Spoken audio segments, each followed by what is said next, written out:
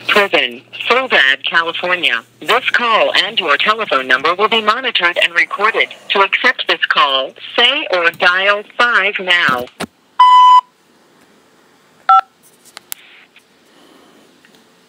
Thank you for using Global Tel Link. Hello? Hello, Mr. Lazor. How you doing, sir? Oh, I guess I'm okay. I'm a little under the weather, but nothing major. How are you? I'm doing good. I do have a few updates for you. Okay, let me, before you start on that, let me say I got 2 pieces of mail from you.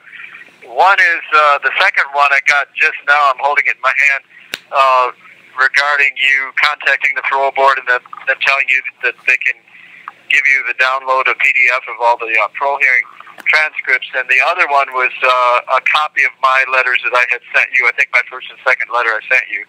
So just want to let you know I received that. The mail I sent to you where I told you I had like 6 enclosures of documents that were important that I would like to be posted, that came back to me a week later after apparently the mailroom sat on it for a week, which is illegal, but that's nothing new. So anyway, I put more postage on it, which it didn't need, but they said it needed it, so I put more postage on it, and it's on its way to you now again. Okay.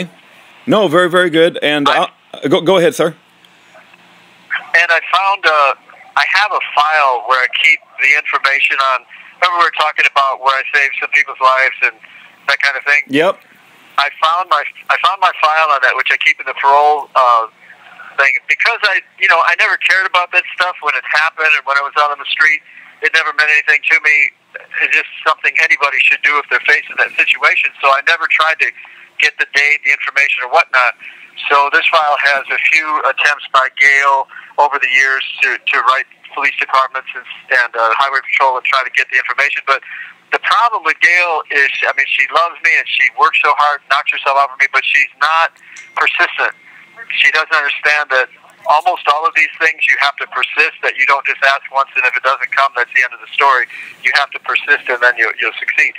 So anyway, that information I've dug out, and I will be sending you a copy. I meant to send you a copy for the last 3 days in a row, and every night I get to mail out time about 9 o'clock, and I haven't sorted this stuff out and pulled it out yet. I try every day. So anyway, so you go ahead now. Okay, no, very, very good. So you wanted a copy of the website and kind of what it looks like in your page. There is a UPS store in Florida that I have an account with, and they are sending you a color printout. So you should be able to have that. That should be in the mail. I'm surprised you haven't got it already, but hopefully that will get to you soon. Yeah, well, when mail gets here to the prison, it used to take even months to get it to us from the mailroom, okay, which is ridiculous and illegal. But one time, the longest time, this was many years ago, a piece of my sister's mail didn't reach me for over 6 months. Wow. And by that time, she sent me like 100 stamps, and those stamps changed price by like 5 cents difference or something. So anyway, but now, lately, actually the last several years, they've been anywhere from a week to 2 weeks, and real rarely we'll get it 3 days after it arrives here. But just keep that in mind, that your mail will arrive here at the prison just as fast as it will anywhere else, usually a day from the time you send it, surprisingly. But it'll take another week to 2 weeks to get in my hands, usually. Okay. Not always, but usually. Okay. Well, but be expecting color photos of the website with your web layout. And if you have any, critiques or concerns or whatever, just feel free to let me know whatever you think about that. Also, I spoke to Gordon Rupp. He was very congenial, very big friend of yours, had nothing but positive things to say, said he knew you before you went into prison 35 years ago, and he's going to allow me to interview him at some point in time, and he's also working on your behalf. And so it's very good, right? It's very good that you have so many people that consider you a friend and advocate for your freedom. It's very rare, actually, because I deal with a lot of political prisoners, but you seem to have quite a number of folks that love you and care about you and are advocating for you. So we had a good conversation, and at some point I'll be interviewing him. I'm so glad. Yep. Go ahead. No, I didn't want to interrupt you, but go ahead. Did you have anything about Gordon Rupp before I go on to the next topic? Yeah, I was just going to say, well, about the other thing you said. When I first came in here, there were 78 people on my visiting list. Not all of them ever visited. You're not required to, but there were that many people that had signed up to visit, thinking they would at some point. And now I'm down to, if I'm lucky, I get one visit a year from Michael Long. So Gail can't visit because of finances and she got it. Mostly that's the reason, or that's the whole reason. And I'm too far away from her now for her to justify the trip here. But as far as correspondence, I had well over 300 regular correspondence at one time, and that's a lot to keep up with from in here with no computer or anything. But I did for a long time, but it's dwindled down to probably about 70 or something like that now. And a lot of those people are friends that I had when I was out there. A lot of them have stuck with me. A lot of them have died, of course, and because I had older friends, another generation or so older than me. A lot of friends like that as well. But a lot of them have died. Some of them have moved on. But still, they're about 70-some strong, I'd say, or a little more than that, maybe. Well, praise God. People I've met,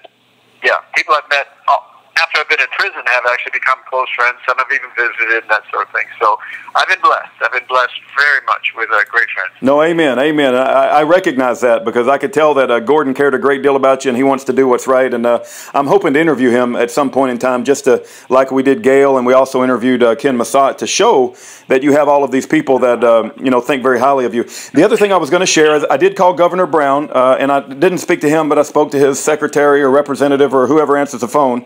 They pointed me towards a governor pardon form, and I printed off that form and I mailed you a copy. So you should be getting a copy of the. I'm assuming you've already filled out one of those, and you should be on the Governor Brown pardon list. I have many times filled one out over the years when there were different governors. I've only never done more than one every year or even every several years. Back in the older days, I'd go 3-4 years without one because they never answered them. But I do have one that was sent in the last year. I'm guessing maybe about 9 to 10 months ago. I could be a little ways off on that, but guessing somewhere around there. And, my concern is that they just either end up in a trash can or just get ignored. And phone calls in and people pressing them, like you making the calls in there, is no doubt very helpful, and I think that's what it's going to take. Yeah. I think it will take a huge amount of people calling in and pressing and pressing and pressing and pressing. Amen. Well, that's what we're all about, is making noise and shining light, and I think as more and more people wake up to the injustice of you 35 years in prison for a self-defense shooting, maybe we can get the numbers required to make him give you the pardon. Also, I wanted to say that I've reached... This call and your telephone number will be monitored and recorded. Also, I wanted to say I reached out to Assemblywoman Sue, I forget her middle name, starts with a T, Eggman. Eggman. Yep. Eggman. Yep, and I think it might have even been her. I think it could have even been her, and she said that you were not in her district, and that, she took my website, and I talked about your case, and I said what an injustice it was, and I said that all of heaven will rejoice the day you walk out of that prison. Well, yep. Yep. As far as my response to... If I may interject, and I apologize, we normally wouldn't talk like this, but I realize the time is ticking, and so I have to. Right. We have to kind of be curt with each other, and I apologize. No problem. But actually, Gordon is in her district, and that's why he chose her. Oh, I see. So Gordon had started this whole thing with her because she was his assemblywoman, and but as far as I know, nothing's been done. But the thing is, knowing that I wasn't in her district, because Gordon was, they assured us they had opened an investigation on it. So I sure would like to know what's going on with that. But like I mentioned to you recently, I believe that I don't think anything's been done except trying to pacify us by telling us that there's been an investigation. Well, Gordon told me that Sue Eggman didn't have, he thought maybe they were passing the buck. But when I talked to Sue Eggman, she gave Senator Anthony Cannella and also Assembly Member Anna Caballero. So I'm going to follow up with both of those individuals, just to say that I did make the phone calls and did tell them about you. So we're also printing off new business. Okay. Yep, go ahead. You're printing out what? New business cards, and it's got your mug on it. So I'm going to mail you a copy of that business card. We got 1,000 of those that will be printed out. So you've made the Year of Jubilee business card cut. Just so you know, and when we get it, I'll mail you a copy so you can pass out business cards in prison if you like. So. Yeah, thank you so much. Yeah, mail me, within reason, as many as you reasonably can, and I'll get them out to friends out there as well. Okay, very good. Very good. Through the mail there, and maybe a couple people here. I wanted to mention, when you mentioned Anna Caballero, that is the name of the assemblywoman that I was trying to remember. Remember when I told you there were two of them? Uh-huh. And they were both in different districts? And that's the other one. Actually, Ken Massat contacted her, and the name you need to know connected with her is a gal named Priscilla. I don't know her last name. I don't think they give their last name. Okay. So if and when you contact Caballero's office, ask to talk to Priscilla, because apparently that she's already opened an investigation, understands a little bit about this case from Ken. I also wrote her, I'd say a good month ago now, or 5 weeks ago, giving her permission to talk to anybody on my behalf about my case, and also asking them for certain things that by law I'm required to receive from the Assembly, and the Assembly keeps ignoring me. And the weird thing about this, Rudy, is that I see other prisoners ask for the same things, and they get them from Assembly people. Right. So I don't want to, I definitely... This call and your telephone number will be monitored and recorded. That Assembly people have me singled out too, but I'm not going to say that, and I don't think that. But I'm just saying it's awfully strange, maybe more on the line of spiritual warfare, that for a couple of years now I've been trying to get two specific Assembly bills that were passed into law. So they're no longer just bills, they're now law. And now I don't have the numbers, but I did when I wrote them the first time or two, and they never sent them to me, and I need them to go ahead in the courts on them. Yeah. Well, let me say this. Now that you've just said that, it triggered another thought. And did Gordon Rupp tell you about a new law that was being considered a year or two ago? And it was like if you had spent 20 years or 25 years in prison, if you were over 60 years of age, that don't waste your time on it. Don't waste your time on it, Rudy. It means absolutely nothing. What it means is they get you to the parole board faster, but I've already been there several times after I turned 60. So to get you to the parole board faster, but it means nothing, because their whole criteria still is we're denying you because you're a danger to society. I see. So that law means nothing if they want you to stay in. Absolutely nothing. You're just wasting your time. Okay. So where we need to go with it is that I'm not a danger to society. That's what we need to hit on, not the 60 years and over, because I was not a danger to the community when I was 29, when this thing happened, or 28. Okay, let me bring up another topic. You also sent me an affidavit. Now, it was not the redacted version, so I did not feel comfortable publishing it. Wait, I couldn't hear you. Wait. Oh, I couldn't hear you. You suddenly started coming out a little garbled. Okay, I said you sent me an affidavit of an individual, and it was not properly redacted, so I did not feel comfortable publishing it. It was very, very, very powerful, though. My wife nearly was brought to tears. Are you going to be sending a version of that I can publish so the world can understand that affidavit? Is that the Sutton affidavit? Yes. Okay, look, I thought I mentioned in the letter with it that what I wanted. On that affidavit, I blocked out a few areas with blue pencil. Do you remember that? I'll have to go back and look, but I could have sworn, unless I remember incorrectly, that it said that I would be receiving a second one that would be redacted.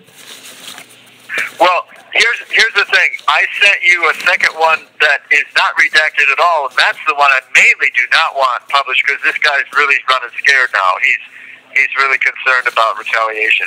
Yeah. So I don't want his name and stuff on there. So if you will go look and see if there's blue pencil on there, there should be on it, wherever his name is and wherever his CDC number is, there should be blue pencil on top of it. And I just did that lightly because I wanted to see if you could on your computer black it out properly. Even if not, do it with a magic marker.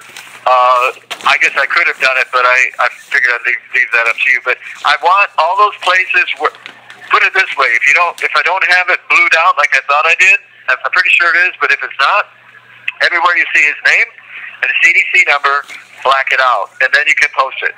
And I sent you another one in this where there's 6 documents by another guy named Harwood, who actually followed through with the brutality that the same thing. He was a cellmate they put in to specifically brutalize me. And he followed through with it and brutalized me significantly. But a year or two later, I met him here at this prison, and he apologized and said he's a Christian now, and he's just about in tears over it, and he wanted to do something to make amends, so he said he would write an affidavit. So you have 60 seconds remaining. Helped him streamline it into an affidavit, because this guy would go on for 20 pages if you let him. It's a 7-page double space or space and a half affidavit. It's in the mail to you now. Okay. He has not given me permission. He has not given me permission to publish it. when I get his permission, I will ask you to publish it. But I explained all this in the letter. So okay. So just to make sure I'm clear, the one from DMS, the Sutton, as long as I 30 seconds remaining. As long as I redact his name and CDC number everywhere, I can go public with that. True? Absolutely. Okay. And his signature is already redacted on it, right? Yeah. No, it's not. It's not on the back. No. Now let me ask you, Jeff. Oh, you received. Yeah. We're gonna run out. We're gonna run out of time. Jeff Rosen and Jennifer. Jeff Rosen and Jennifer Schaefer. I did call them, but I forgot what they're about. But I did call them. I know. I'll talk to you. Just black out the signature too on the. I will. Okay.